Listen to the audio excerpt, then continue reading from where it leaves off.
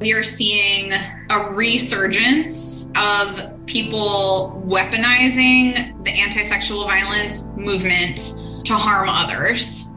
In this case, people using language from the anti-sexual violence movement and from all of our work to harm queer adults and children. The data is clear. Creating inclusive environments and supporting LGBTQ adults and children is an integral part of sexual violence prevention. But today, while we know this to be true, teaching skills as foundational as empathy and understanding have become littered with controversy. Preventionists who have been working in schools and communities for years are facing new pushback and even being accused of harming kids in our lessons.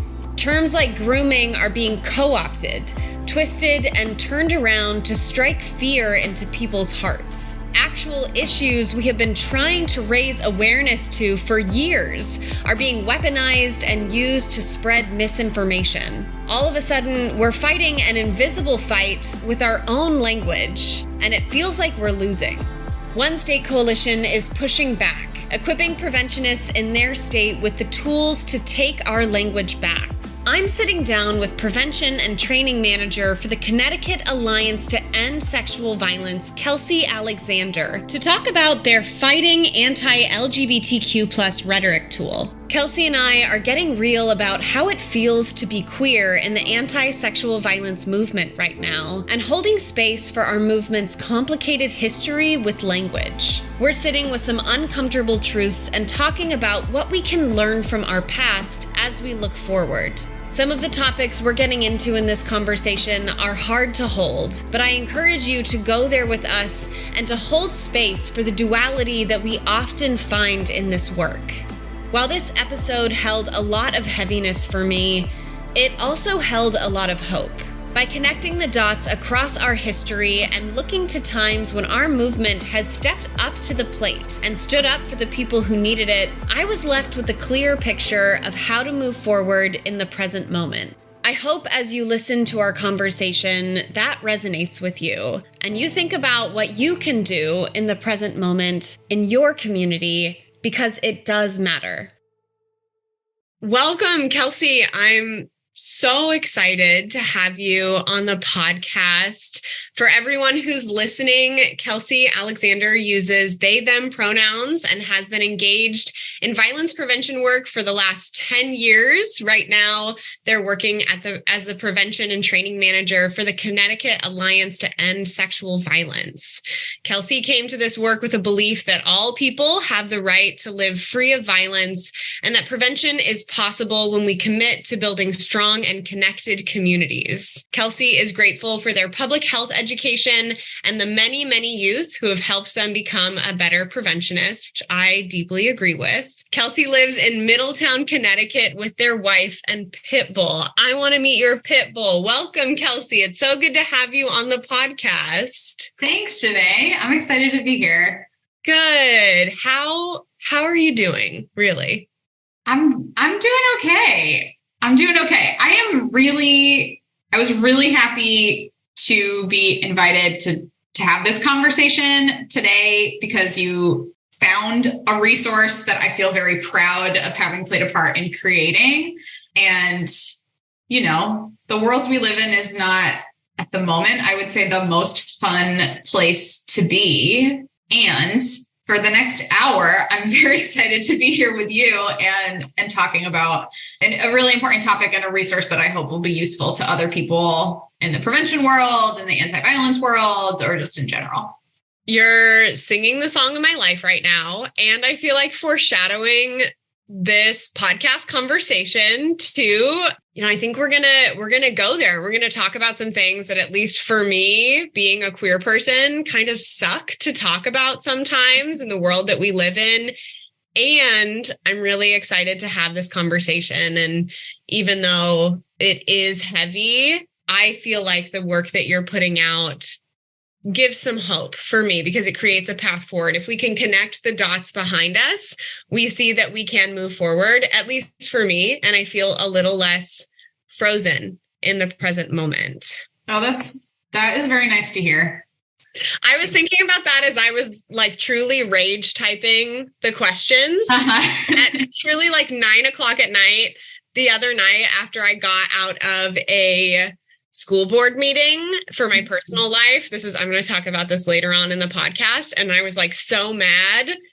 And after the school board meeting, because it was about some of the stuff we're going to talk about, I was like, what am I going to do? I have two options. I could tune out and watch The Ultimatum, or I could write questions. And for some reason, writing these questions and preparing for this made me feel a lot better. So thank you for that. And speaking of the present moment, it's Pride right now. So I guess I should say happy Pride Month. You too. Thank you. Thank you so much. Are you a person who likes to celebrate Pride during June? And I'll just say that's not a trick question. I'm asking as an LGBTQ person who's an introvert and like me at a Pride Fest or not, depending on the day. Yeah, I do like having a time of year, a whole month, I guess, to be reminded to celebrate. I do think that is a useful thing. That is not obviously, we could have a whole other conversation about the history of Pride and why it exists and what it has become and all of that. I know that's not why Pride began. But I don't hate it having, like, oh, it's June. Yeah. Let me take a second and remember to like the word celebrate feels very intentional to me, to be like, yeah, what is celebratory about me and my identities, my family, my community? That is a really nice thing. And as we are going to discuss today, like so far, 2023 has not been great for queer people and for our rights. So it did feel nice. Like I went to, as you said, I live in Middletown, Connecticut. We have, in my opinion, especially for being a pretty small town, I think maybe we're technically a city, but we're very, very tiny, who just started having a Pride parade. I don't know, maybe this year was like the fourth one or something, or the third one. We have, in my opinion, a really awesome Pride parade and festival and all of that. And I went to that a few weekends ago, and it was lovely. It was great. I love seeing my library walking in the parade, and like the place I went and got a massage is there walking in the parade. Like that makes me really happy. So yeah, with all of its complications, it does feel nice to celebrate. I love that. And I appreciate you bringing in the reminder to celebrate.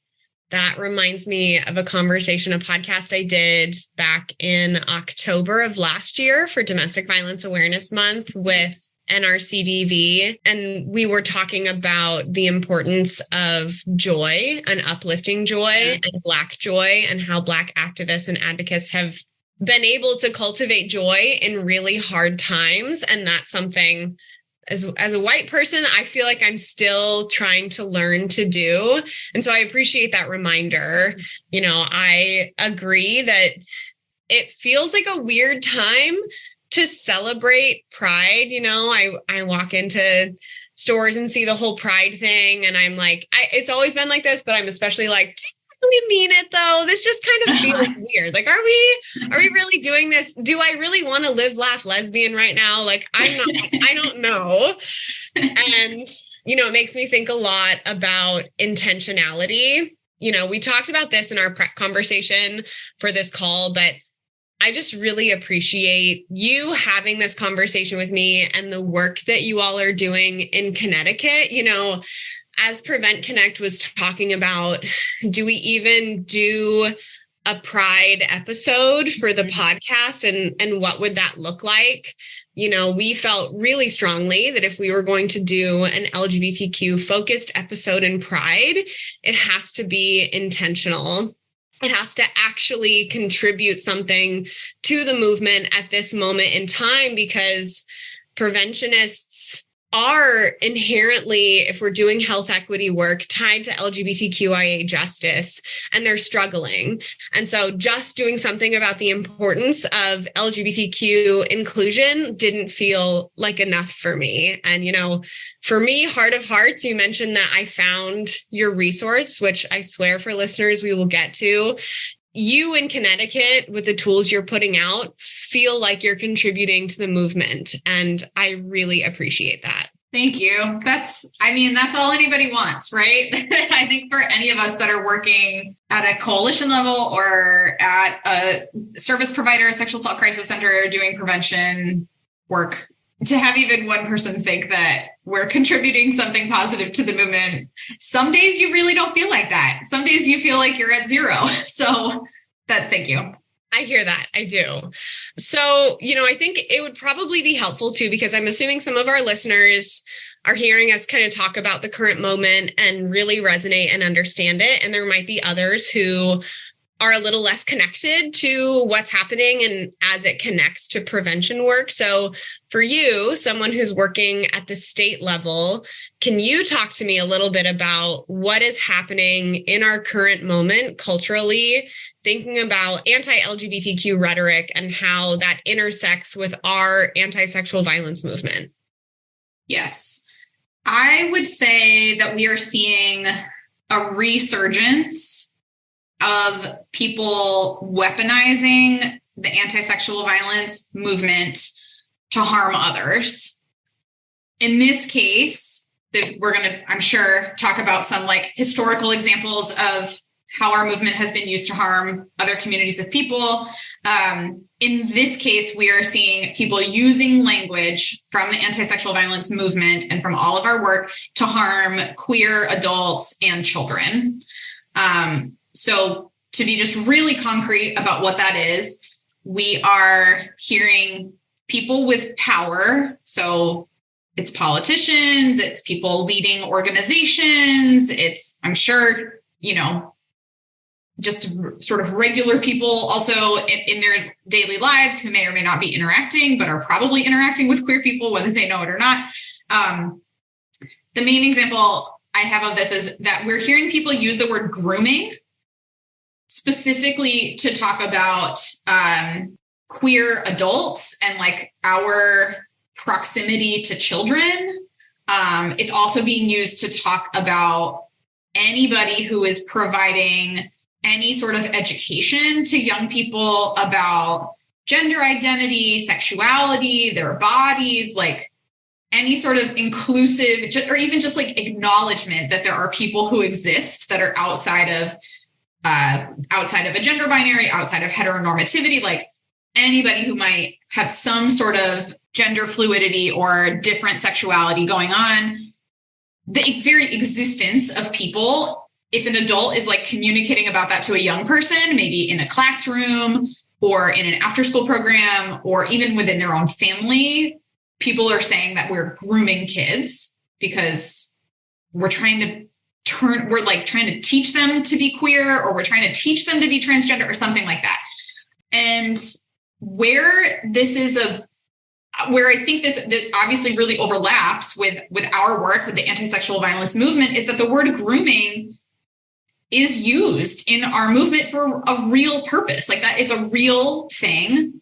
In case there's folks listening that are less familiar with this word as we use it in the anti-sexual violence field, grooming is this methodical strategy that a person uses to build trust and to gain access to a child with the intention of sexually abusing them.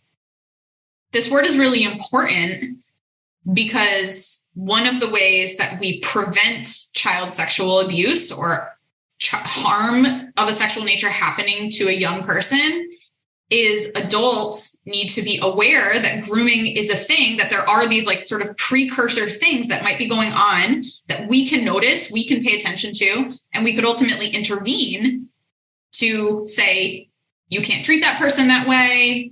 You can no longer have access to this child or this person. That's a real prevention strategy, is to teach adults to recognize grooming and then to intervene. So it's a useful word. It's a meaningful, important word that we have to be able to talk about, but it's being co-opted and used really, really irresponsibly and harmfully to apply to queer people, to the ways we're interacting with kids, things we're trying to teach kids, ways we're trying to support kids in their own exploration of their own gender identity or sexuality, or providing gender affirming healthcare to a young person. Like all of that is getting shoved under this umbrella, people using this word in a way that it's just really not what it means. And it's really harmful. You're listening to Prevent Connect, the podcast bringing together voices from across the movement to end gender and power-based violence, to give you the tools to practice primary prevention in your daily life and at work. We're highlighting emerging research, promising strategies, and stories from on-the-ground prevention practitioners doing this work in new and innovative ways. Bringing you topics like foundational strategies to prevent violence, primary prevention and youth engagement, critical race theory and school climates, prevention in a digital age, and more. I'm your host, Janae Sargent, and this is Prevent Connect.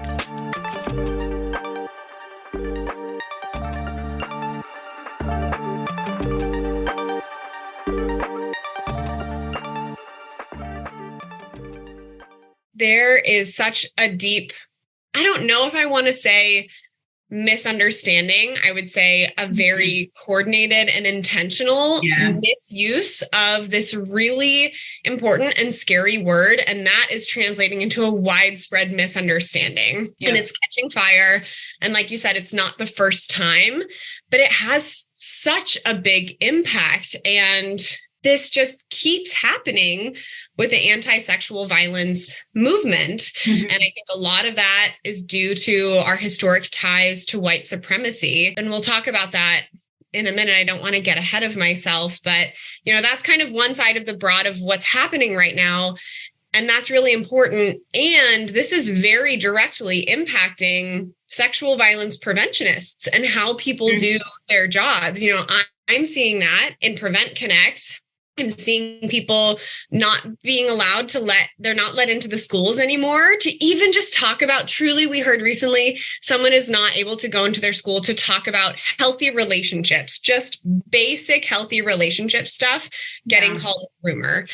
When you have heavily backed data coming from the CDC saying that comprehensive sexuality education is a protective factor against sexual violence, and comprehensive sexuality education includes LGBTQ identities. When you have heavily backed data and research saying that creating protective environments for queer children helps to prevent violence, and now we're facing these cultural barriers so that we literally cannot do what we are tasked to do in our jobs. That's so hard to deal with. Is that something that you're seeing come up in prevention work in Connecticut? Yes. I think I feel lucky to live in a state where we are not seeing like most of the legislation that we have in Connecticut with regard to queer people, to trans people. Like, it's very supportive. It's very protective of people being able to share their identities, live as their true identities. So it's not, I know there are plenty of bills and things that have come up in other states where they're talking about, like, statewide, we are banning this kind of healthcare for people. We are banning teaching on certain subjects. We're banning drag. Like, it's the number of things that are being swept under this idea that we are like potentially going to be harming children. It's ridiculous. But that being said, our prevention educators in Connecticut are seeing some of the same things that you're talking about. You've heard from your colleagues or other people you've worked with around the country. They're reporting that some parents and school administrators are pushing back against content related to gender identity, to sexuality, to talking about bodies. Again, this is stuff really, really basic. Like, maybe they're doing a lesson on sexual harassment, and they're talking about how a really common type of sexual harassment that happens is when people call someone a slur related to their sexuality or their gender identity or something like that. And so we are acknowledging the existence that there are people who have different sexualities and different gender identities than cisgender, straight, young people, right? Even just stuff like that is raising alarm bells for some parents, for some school administrators or people working in schools. And so there's been some programs have been canceled, including at schools where people had been teaching the exact same content or basically the same content for years, that they had relationships with these schools and were coming in and doing these lessons. In some cases, we're hearing that it's maybe only because of one or two parents who might have complained about something, but that is enough for a school administrator to decide, well, I don't really want to have this argument with those parents, or I don't really feel like I can back up why we're having these people in here talking about this. So that's it. No more program, or you're allowed to come in, but you're not allowed to talk about these particular topics. Another really real thing that I'm hearing from specifically prevention educators in Connecticut who are queer themselves is just a heightened level of anxiety or fear or stress. And what that has led to is people making decisions like, I'm not going to go into schools by myself. I'm only going to go if I can have a colleague go with me. So, I'm sure there's trickle down, like ripple effects of that in terms of like people's capacity and like how many programs can we do in a year and, that kind of thing. But the reality is that folks are just reporting that they're not feeling safe. They're worried about, or they might be going to something like a Board of Education meeting or a city council meeting to do a little bit of advocacy about why these programs are important. And the meeting's happening at night in some like government building. And now they have to walk back to their car by themselves. And just, who is potentially paying attention to, oh, you were the person that got up and said that thing that I've heard on the news, I should be worried about, so there's a range of experiences that people are having. But certainly we are seeing an effect on our prevention programs and prevention educators themselves. Yeah, we're hearing the same thing. And as a TA provider, there was a time, it's taken me some time because also it took me aback too, when people would come and they'd say, this is what's happening. What do I do? I don't know what to do. This is literally my job and I am not allowed to do my job. When I first started getting those requests, I was like, I don't know. I don't know what you should do. I don't know what we're supposed to do. It doesn't feel right to dance around topics that we are told that we need to cover, that we know work, that are vitally important. I don't feel good taking those things out. I also don't feel good not reaching kids at all. It can feel debilitating. For listeners, I guess I will just tell you the story that I was literally feeling this way like a week and a half ago before I came across your work in Connecticut and reading what you're putting out, even just literally just the statement about how to counter anti-LGBTQ rhetoric around grooming, it like hit a light bulb for me to think backwards and think about our history for a little bit. Mm-hmm. And I feel like truly just in the time since I read that, I have done so much thinking and so much imagining, and that has been really hopeful for me. We keep hearing this word unprecedented when it comes to what's happening right now. We hear it in reproductive justice work. We hear it, in book banning and CRT and all of the anti-LGBTQ rhetoric, and in some ways, what's happening right now is unprecedented. I know we as a society are seeing more anti-LGBTQ policies and legislation than we ever have. And as a person working in the movement, it feels unprecedented because I have not seen this much of a coordinated attack in my career. So I get that. I'm not diminishing that. I think I have used the word unprecedented recently, but after connecting with your work and really thinking about it, I realized or realized that, language around sexual violence has a really long history of being taken out of context, misused, and weaponized to target marginalized people. This is not the first time that it has happened. This is a very intentional strategy that people use to further marginalize people. And it's because sexual violence is scary, and it's rightfully so scary, but people use it to strike fear into other people. The weaponization of language within our movement has kind of always been embedded in the way that white people talk about sexual assault. It's always been the big bad myth of a person who we don't know who is coming in to harm people.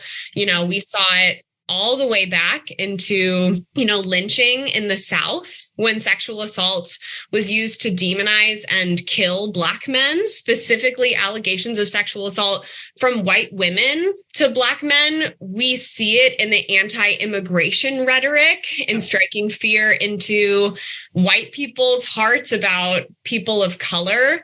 We saw it in the anti-trans rhetoric around bathroom usage, and we're seeing it now with all of this talk about grooming. And those are only a few examples. I'm sure that there are way, way more, and we could talk about each one of those. But, as I was kind of going through some historical context for this, it really made me stop and be like, what is it about our movement that is so easily co-opted? And it made me kind of pause, and I felt some big feelings about that. I am a survivor and I'm deeply passionate about this work, and to see this work and this movement being used to harm people again and again and again, I had to sit and be like, what am I doing? What are we doing? Yeah. And this is a big question, but it's obviously something that's been on my mind. How do you reckon with the complicated history and the present of the anti-sexual violence movement and our place within it? Yeah, I'm just letting everything you just said sink in a little bit, because it is there are so many examples, and it really doesn't feel good to be, for me, for my professional career life, this is what I've been doing for basically since I started working. I've been in the anti-violence, anti-intimate partner violence, sexual violence world this entire time. And I will say, I've worked a few different places. I don't see a lot of people having this conversation. We're having it right. We've had it right now with regard to, the very conversation we're having today, what do we do about people using language from our movement to target queer people? We've talked about that obviously at the Alliance in preparation to put out this statement and to write the statement and everything. But as a whole, I don't know how much mainstream, whether it's sexual assault crisis centers or whether it's coalitions or anybody who's sort of working professionally in this mainstream part of the movement, I don't know how much folks are really currently reckoning with, like you said, the use of our movement and issues we care about to demonize immigrants, to lynch, lock up, harm Black men. And these are things that, I think some of them you sort of hear it and you think oh yeah, I can think of really clear examples from the 1950s, or I can think about language that was happening on the campaign trail in 2016 when we're talking about people coming from Mexico, stuff that feels either way far in the past or a few years in the past where that's not really happening anymore. But one really recent example, there was just a few months ago, this man named Anthony Broadwater was exonerated, and New York State is paying him $5 million because he was wrongly convicted and incarcerated for 16 years for being accused of sexually assaulting a white woman. And there's a lot of really specific work I think we need to be doing with law enforcement and prosecutors and folks when you pick apart that case specifically, just that there was very little evidence to suggest that he had done anything. And it was still enough to lock him up for 16 years. That's he was that happened this year that he was let out. There are recent examples of this still happening. So I think it's our responsibility as anybody working in this movement to talk about this, to learn the history of our movement, to understand the context that we're working in, and to point out when we see this happening, hey, that is people, as you said before, I think it often feels like this very like coordinated misinformation or whatever targeted campaign to take language that is going to make people feel really afraid and like, well, what do I have to do to make sure that doesn't happen to me or to my kid or to whoever? Like that is the response it's going to incite in people. We have to be able to say, that's what's happening. This is what's happening. This is like not how we want for this language to be used. This is not our intention as preventionists, as people that do response work. We are not okay with this. Like if we're not saying those things, if we're not being really vocal and public saying those things, then I think unfortunately we have some level of complicity in this happening. Yeah. 100%. I completely agree with that. I see the mainstream movement being put in a place, and it's not just this too, right? There's so much misinformation about what sexual violence looks like, about what intimate partner violence looks like. We do so much to educate the people around us that it's not the stranger in the bushes, that it's not the, cishet married couple always, that it's not a person just being kidnapped, a white person being kidnapped off the street. And it can feel really tiring. I imagine that it can feel like a tough place to be put in, to be like either the United States, our society doesn't care about sexual violence, or they have a completely off base view of what sexual violence is. That's also what is so incredibly dangerous about this misinformation. It's on two sides. It's a double-edged sword, right? Like all of these things that we're talking about, sexual violence, human trafficking, grooming, intimate partner violence, stalking, those are all issues that are actually impacting people. And like we are screaming into the ether to get people to pay attention to, right? We're like, these things are happening. They're a big deal. We have to talk about them. We have to focus on some culture shift, but they're not happening the way that you all think that they are. So when you do see one of those issues kind of hit the mainstream, people start talking about it, it's usually not what's actually happening. We know that sexual violence disproportionately impacts people of color, poor people, LGBTQ people, youth, marginalized people. Yet this rhetoric paints the very people who are suffering the most as the villains. And we're like, no, not only are you mischaracterizing what's happening and demonizing the people that need support, you're also doing us no good. You're making our job so much harder. It's not Black men and poor people who are the problem. It's not immigrants in other countries that we need to worry about kidnapping and trafficking people. It's the acquaintances and the guardians, and oftentimes the white people who abuse their power. It's not drag queens and trans folks who are grooming our kids. It's authority figures who are strategically positioning themselves in people's lives. So when these things happen, not only are we as a society ignoring the people who actually need our help, we end up causing widespread harm to people who aren't actually the problem. Prevent Connect is taking this conversation even further on our social media, and we want you to be a part of the discussion. Join in on the conversation on our Facebook, Twitter, and Instagram, where we're posting excerpts from this podcast and so many more, and asking experts, practitioners, and followers like you to share your stories and ideas. Search Prevent Connect on your social media platforms to get involved. I think that there is a fear about getting too political, and I understand that. We're nonprofits. We can't get political. To me, educating around those issues is not political. Yeah. How do you have that conversation with people about their role in countering misinformation, if you have, or even colleagues or your friends, or even a conversation with yourself?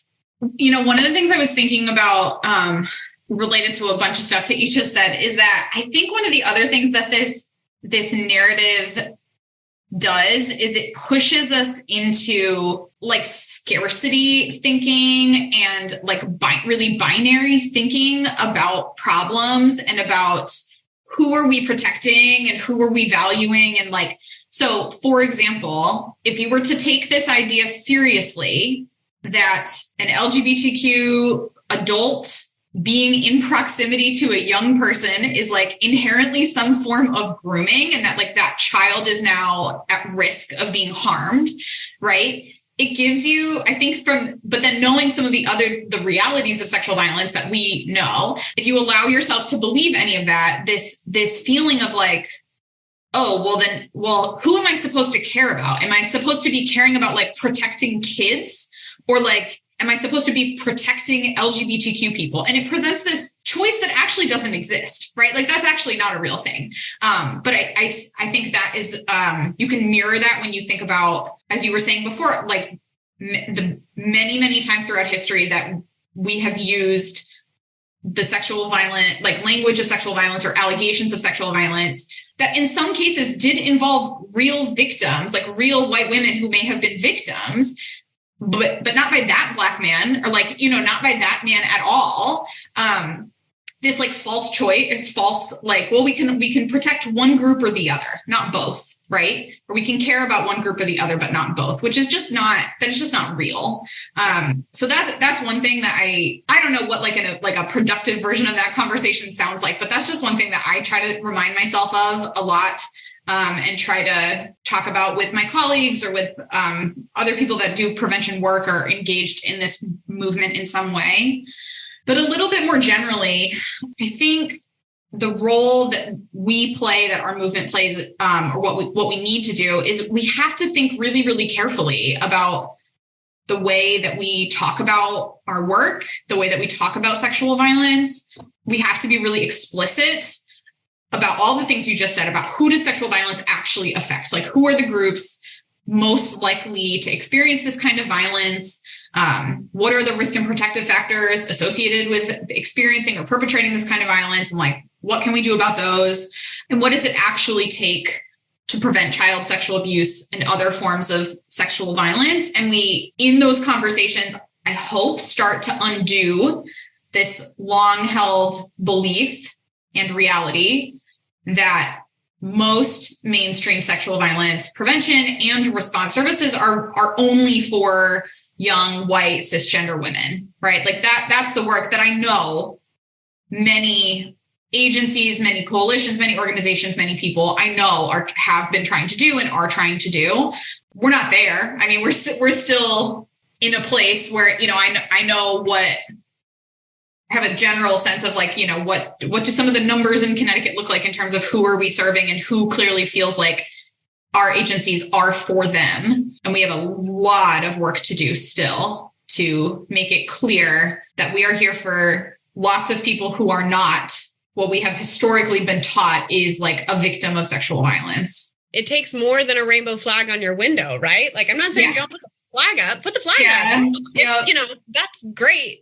And also, we need to be active in what's happening around us. And that doesn't mean that we all need to run for city council or board positions, or, we need to do a ton of political organizing. And I think that's what people jump to, right? Where they're saying this stuff is happening at state legislatures. Therefore, if I'm interacting with it, I'm doing political organizing work. And that's not the case. What we're asking people and calling on people to do is to be active in their community and like stand up and be brave. And it does take bravery. And I'm not saying that there's no risk in that, but I often see people in the mainstream movement putting up their inclusionary statements, putting up their flags, saying that they welcome all people, but then not taking a stance that could be perceived as controversial in the community.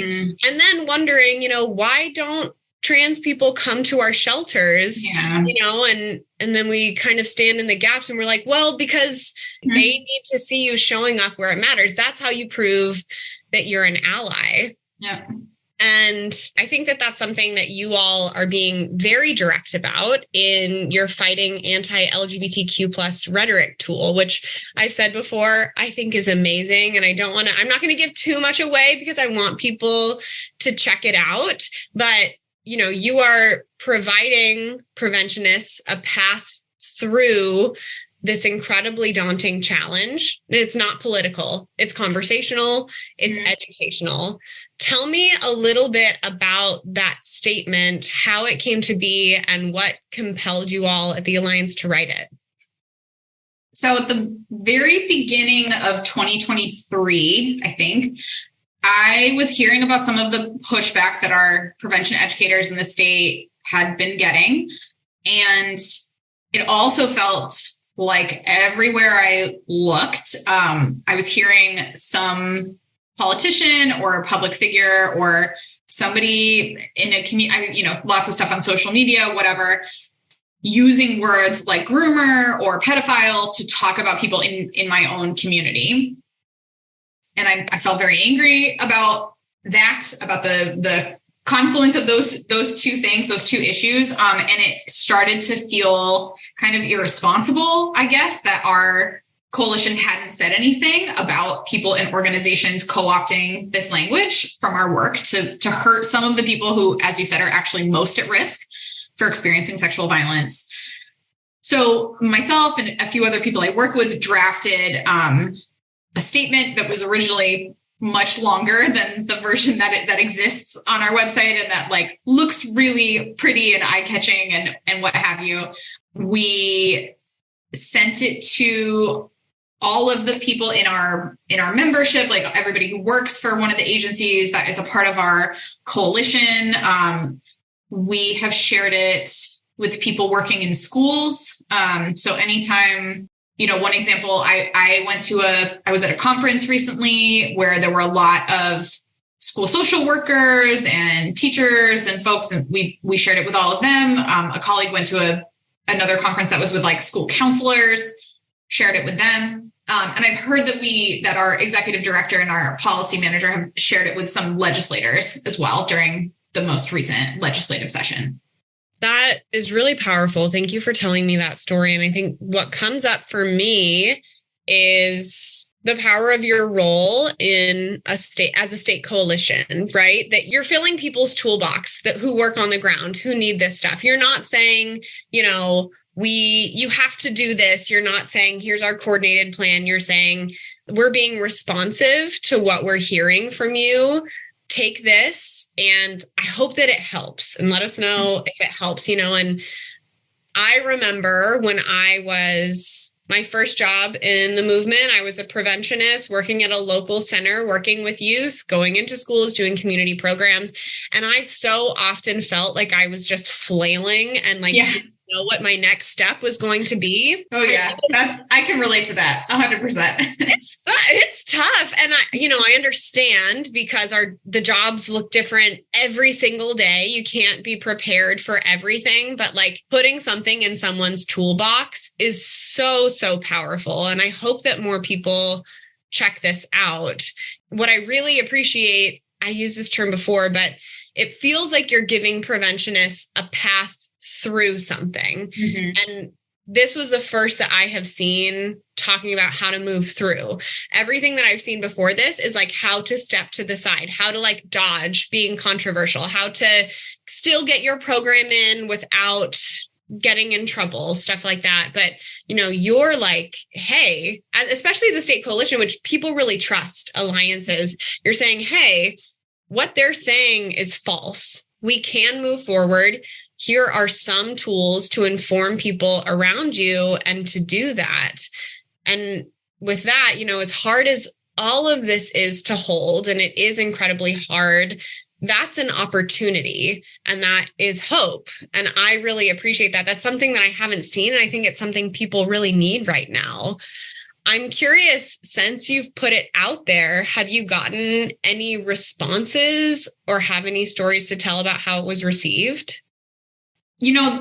One of the things that I feel most proud of and the most gratitude to people I work with for getting on board with this and saying, yep, go ahead. Let's write it. Let's put it out. Having support from our leadership to do this is to hear from some of the queer advocates and prevention educators in the state who who just expressed that I think one person said, like, I didn't even know that I needed to hear this, but then reading this from the state coalition, this organization that, as you said, like, people have some trust in and some respect for, like, it just really validates that the world I'm living in is really, really hard, and that me doing this work, and it's, for prevention educators, like me being a person who's going into a school and talking about the things that I know we need to be talking about with young people, that all of that is important, and that, like, the coalition is going to have my back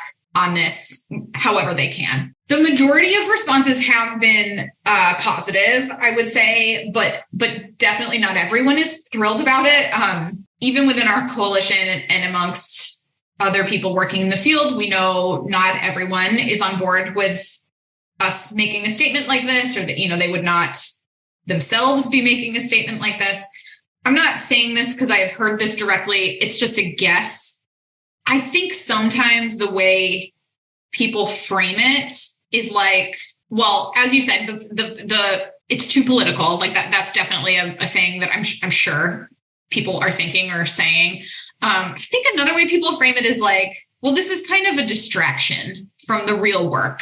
When this is the real work, we're actually trying with making a statement like this and giving people some more information about what grooming actually is and who is most at risk for being sexually abused as a child. We're actually trying to prevent child sexual abuse, and we're trying to protect the queer people in our communities, which is our job as well. Like this is our job. This is our work. It's not a distraction. But I think that is how some people feel. That's also probably related to, like, just prevention in and of itself doesn't really get the attention that it deserves. And we're so focused on providing more services, better services to victims and on the response side of things. And, like, again, in a scarcity mindset, we feel like we got to pick one over the other. The reality is, if there were abundant funds, we should just be doing both all the time. And separate from anyone, like, within our coalition or folks working in this movement in Connecticut, I know we have gotten some just angry phone calls from people in the community, basically just repeating some of the same talking points that we're condemning with this statement. So I feel it has been largely a positive response, but not 100%. That makes sense. And I appreciate your honesty. I really do. And I think it also speaks to this really interesting dichotomy that I was thinking of earlier. So I'm glad it's coming up again. There is such a deep fear within the mainstream movement against sexual and intimate partner violence of moving backward that we don't hold any space for nuance. Mm-hmm. Sexual and intimate partner violence has always been seen by the public as a black and white issue. And that benefited the mainstream anti-sexual violence movement for a long time, because when people were afraid of those tropes that we're now saying aren't true, we got funding, and it was an intentional choice to align ourselves with a black and white system. Now, in the theory, I think it's pretty widely accepted, or for the most part, I'm hearing more and more people say that we can't align ourselves with that system anymore, that we have to hold space for other things. But we're not used to what that is like in practice, right? Mm-hmm. If we talk about, there is a fear that I have seen, a very real fear of, like, if we talk about how sexual violence was weaponized to incarcerate Black men, mm-hmm. then we might be fueling the false narrative that women just accuse, and all these false accusations are happening. And we're so afraid of that taking light that we don't talk about anything that happens, or people are like, I don't want people to think that we are promoting child sexual abuse. And that is how some people take it. That's their problem. So we can't touch this issue. We saw that recently in a project that I was working on where we brought sex workers on to talk about decriminalizing sex work. And this was outside of the Prevent Connect sphere, but there was some backlash about that of like, what about the human trafficking victims? And we're like, what about the human trafficking victims? Like both can exist. Right. And that is something that I really appreciate about this tool, because I don't see a lot of that. It's not something, I don't think we're very good at it right now. We can talk about what it looks like, but like we have to actually be willing to do that. And that can be the hardest part too, is when you feel like you're butting up against people within your movement. One of the hardest things that I hear is like, well, we care about the children. And I'm like, I also care about the children very, very much. We're doing this, we're trying to do the same thing, but we just can't, we don't have any space. We don't have any capacity to hold space for multiple things. Yeah. But also, this is not the first time that we have stood up against language being misused. And I think that that's really important. You know, I was at that board meeting that I was talking about, and the focus was on bathrooms and trans kids in bathrooms. And I was like, how are we having this conversation right now? I thought we settled this, but I was getting ready for my statement and I was Googling, you know, responses and fact checking on, you know, trans people in bathrooms. And I came across the 2016 National Task Force to End Domestic Violence Against Women. I came across their statement in opposition to anti-trans bathroom legislation. So that is an example. More than 300 sexual and domestic violence organizations signed on to a statement saying the rhetoric around trans people assaulting women in bathrooms was false, that it's not happening, that it's harmful. And I saw that statement be quoted in article after article after article after article until I eventually saw an article interviewing the people who came up with that false rhetoric, saying they made it up in the first place. You know, like there is power to us being brave and saying something. That did something. That was something that I could sign on to, that I could come on and speak at this meeting and say like, hey, I work in this movement, and more than 300 organizations have signed on saying that that's not true. How do you come up against that? What are you going to say? 300 rape crisis centers are wrong. They're lying. It's a lot harder to say no to that than it is to say to one person. And that got me thinking about how we can continue to do that now.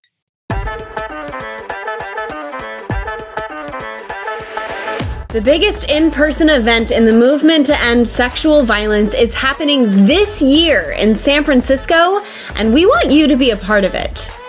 Valor is proud to host the National Sexual Assault Conference, bringing more than 2,000 advocates, preventionists, and activists together in person for the first time since COVID-19. Our theme, Equity in Action, is all about building cross-movement partnerships to end sexual violence and eradicate all forms of oppression. From LGBTQIA justice to immigration, advocacy, reproductive and disability justice, and the largest prevention track in the country, our sessions are addressing the root causes to violence, how systems come into play to create a culture of violence, and how we can come together to advance equity.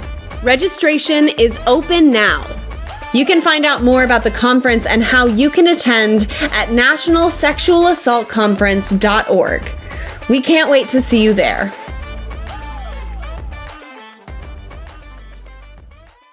For you, what kind of actions could you see organizations taking to push back on these kinds of messaging?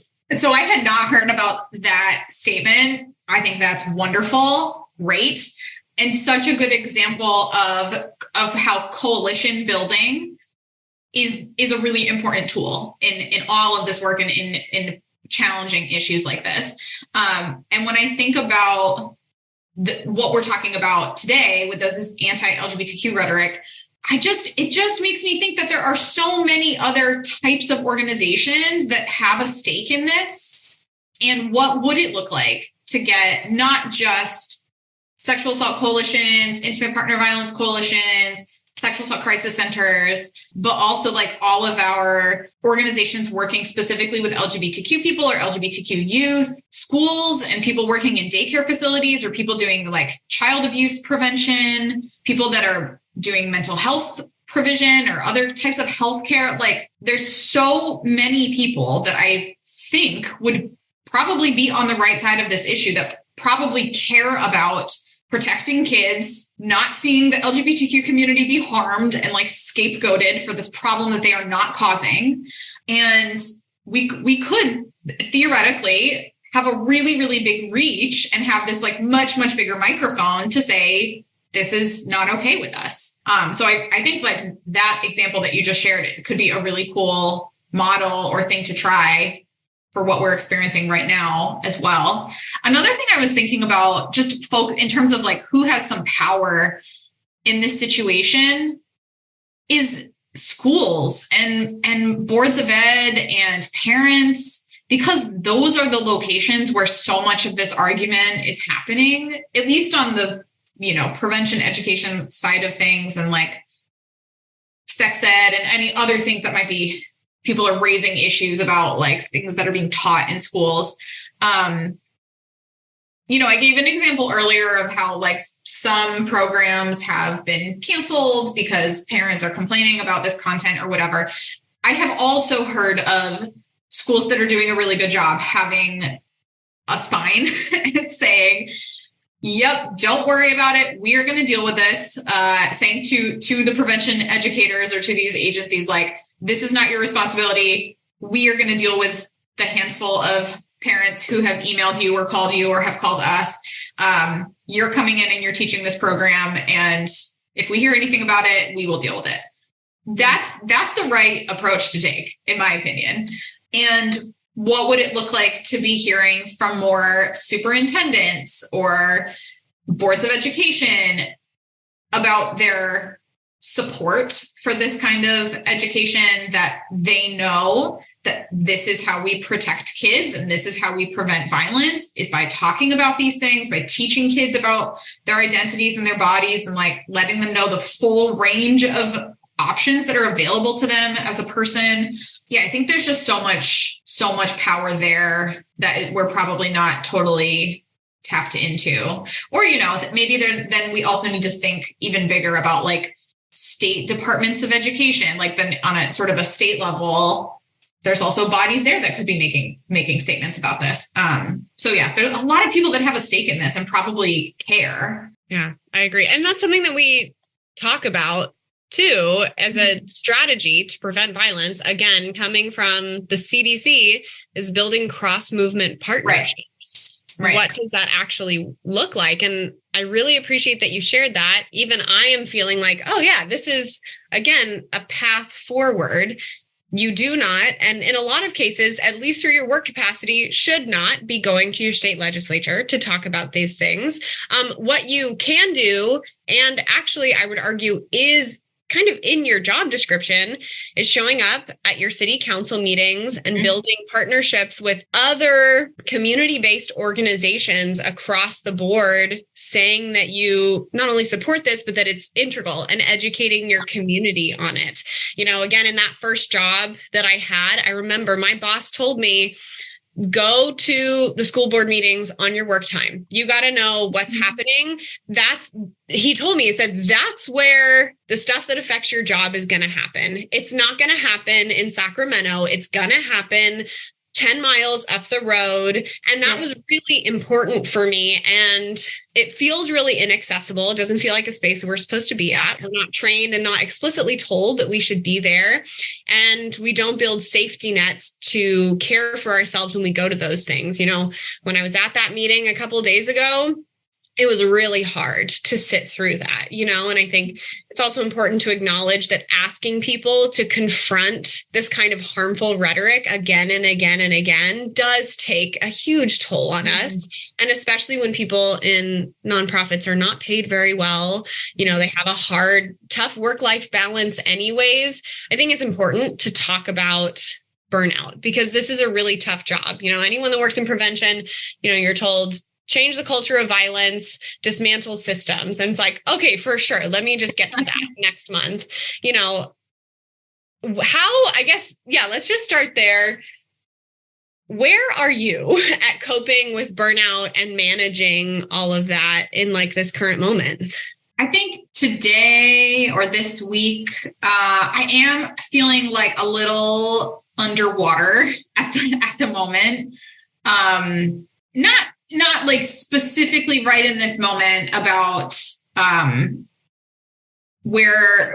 what are we doing around challenging anti-LGBTQ rhetoric? Although, you know, I will say I did notice in myself, I think, like a different reaction than I would have normally had. I saw, where is it? Arkansas, the court in Arkansas, a federal court in Arkansas just ruled that the bans that the state had tried to put in on medical care. I don't know if it was just for trans kids or if it was for adults as well, but gender affirming healthcare. The federal court ruled that those were unconstitutional. So that's really good news. And just immediately, you know, I think I had a moment of being like, oh, that's so great. Like finally, like a little bit of good news on this topic. And then a moment of being like, why the hell are people having to go to court to have this conversation? Like it is good news. It will mean that like people still have access or will again have access to care that they really, really need. And I was like, God, what a waste of time for everyone to have to be involved in this whole conversation. So anyway, and I don't think that's not how I try to be in my daily life, like cynical and pessimistic about things. So I think that's also an indication that I'm just, you know, I'm feeling a little more burnt out at the moment. Part of it is also because the things at my job that I think give me the most hope and energy are thinking about prevention and implementing prevention strategies and supporting the prevention educators in Connecticut.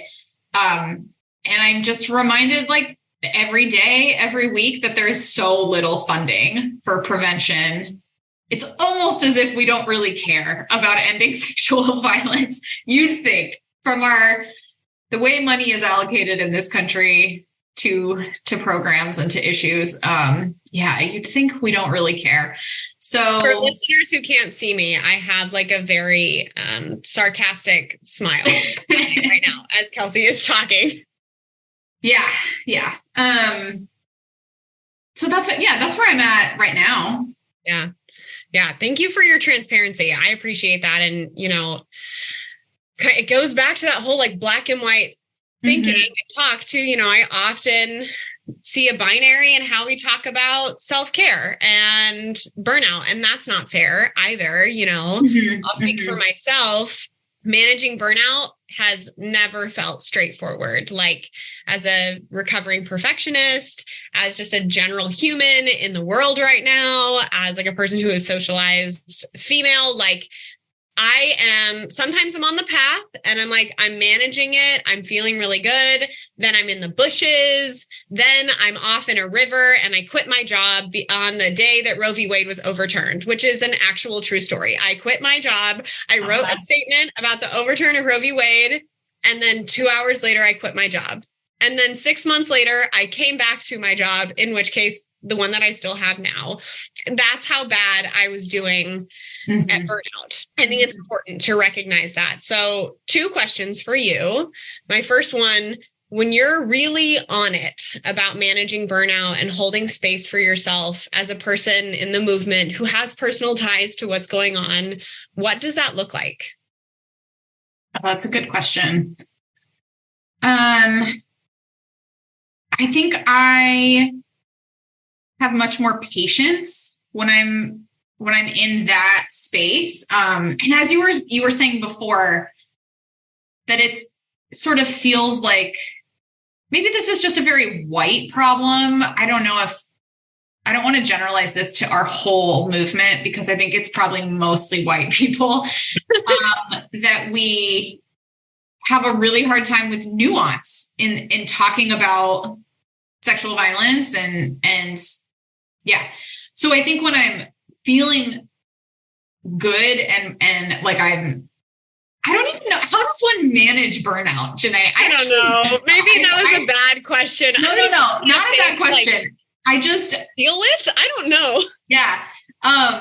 When I'm feeling good, when I'm feeling above water, I think I have so much more space in my brain for all of the nuance, and I want to have those conversations. I'm like more there's like more curiosity about, what does this person think about this? Let me go like read something or learn something or listen to something that's maybe going to challenge my preconceived ideas or the ideas that I've just built up being a person in the mainstream movement for a while.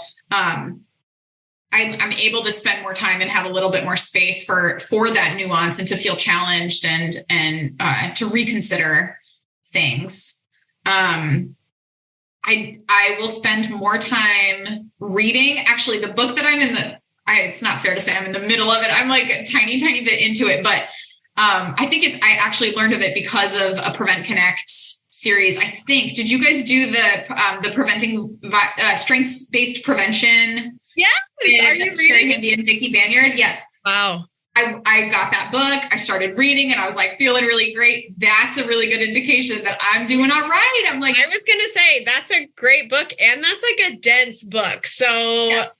I am not in a space in my burnout management where I could read a book like that. So good for you. Yeah. I think I just, I give myself like a little more time, or I feel like I have more time and space in my brain to hold many ideas at once and many possibilities at once, and to like talk to people about all of that. So then on the other side of that, when you're maybe feeling a little bit less on it, a little more underwater, as you said, and struggling with burnout, what has been helpful to create that space for yourself, even if it's like a tiny, small moment? Mm-hmm. This is a little bit counterintuitive. I just try to remind myself that I'm just one person. that I have found to be really helpful. And it can sometimes sound a little hopeless or pessimistic, maybe, but for me, who's somebody who's been doing some version of this work for 10 years, and I don't feel like I can point to a lot of wins or things that feel like, we substantially, maybe none of this is going to be substantial. It's all going to be incremental change probably, but it's really hard to look at the last 10 years and be like, what good came out of that? I actually find it kind of self-preserving to sort of like shrink my world down a little bit and say, okay, realistically, if I think about where I, Kelsey, have some power or some influence or some skills and energy, what makes the most sense for me to do with my time? Mm-hmm. I think that frees me from the pressure to work towards things that are probably pretty unrealistic, that, like things that I would love to see happen in my own community or in my state, or with all the sexual assault crisis centers that we work with, like things that feel like big dreams and goals. But that ultimately might just be a little bit of like spinning my wheels for a while or running in place for a while and not necessarily accomplishing anything. And I actually think, well, again, this sounds a little, as I'm saying it, like pessimistic or hopeless or something. It actually helps me to be more effective, because then I'm just thinking about the levers that I have control over, or that I potentially could lean on a little bit, or like, we were having a conversation with the prevention educators in Connecticut, like a few months ago, maybe. We were talking about schools that folks have really wanted to get into, and the school is just like, absolutely not. We don't think this is necessary. We don't want you in here. And do all young people deserve to get this education? Of course. And there are so many schools that would probably be really happy to have you, where you're not going to have to fight that hard. Or the schools you're already in, can you spend a little more time with those kids or with those adults or whoever? It's like, yeah, we gotta, I think this is just like a smarter, not harder situation. And so That's what I try to remind myself of when I'm feeling overwhelmed and uninspired, to just kind of think about where do I actually have some power? What can I actually do? And just go there. Yeah, go there. Totally. And what you said about taking the pressure off too, I think it made me think about how it can also be a little unfair for us to put self-care management and burnout on our preventionists who are the ones struggling with burnout, right? Like, you have this huge job, prevent violence, dismantle systems, hit X amount of people in the county with your presentations, have this many people in your youth programs, and also take care of yourself. And I think that this is a place where organizations can come in and support that, especially if there are any leadership listening to this podcast. You know, for me, what helps me in those moments is being able to work from home part of the time and pet my dog and sit in the California sunshine and drink a La Croix and type my angry emails. What would help is being able to afford my rent without having to have a lot of roommates. What helps me is good benefits and a reminder from a supervisor that you don't have to do everything. Like you said, you know, it's one thing for us to say to ourselves, let me redefine success. And instead of being in 3 schools, I'll be in 1 school and do my job really well. It's another to have that validated by your supervisor when one of your grant deliverables is be in 3 schools by the end of 2024. Like, there are very intentional things that organizations can be doing to support staff in a really, really hard time. Organizations should buy everyone a dog and get them like an unlimited supply of sparkling water. And I don't know, give them like an unlimited pass to like spa or something like that. Oh, yeah. That sounds lovely. Yeah. Well, Kelsey, I really appreciate all of your time and energy with me in this conversation, especially in a time I hear you that it's feeling hard right now. You know, I know we mainly talked about the Fighting Anti-LGBTQ Grooming Rhetoric tool, but you all have a lot going on over at the Alliance. Is there anything else or anything exciting that's happening that you would like to share with listeners? Ooh, I didn't think about my answer to this question prior to joining today. So we are in the process. I'm sure like all of this stuff will go up on our website when it's final. We are in the process of developing a bunch more things, not on this same topic, but just sort of more like tools for advocates, for sexual assault crisis centers. One thing that will be coming out soon that I worked on a bunch is a toolkit to support partnerships between sexual assault crisis centers and their local health departments. This came through our RPE funding. This was a project that we've been working on for the last like year and a half. I think health departments and like the public health sector in general has been pretty underutilized as partners in prevention work and response and all the wonderful things that they could offer. So we will, at some point, it'll be up on our website. It's nearly done. Have basically like a PDF that people can look through to learn more about. Also, I think a lot of folks working in the anti-sexual violence movement don't really know what a health department does, or might not have all the language around like public health stuff and a public health lens on things.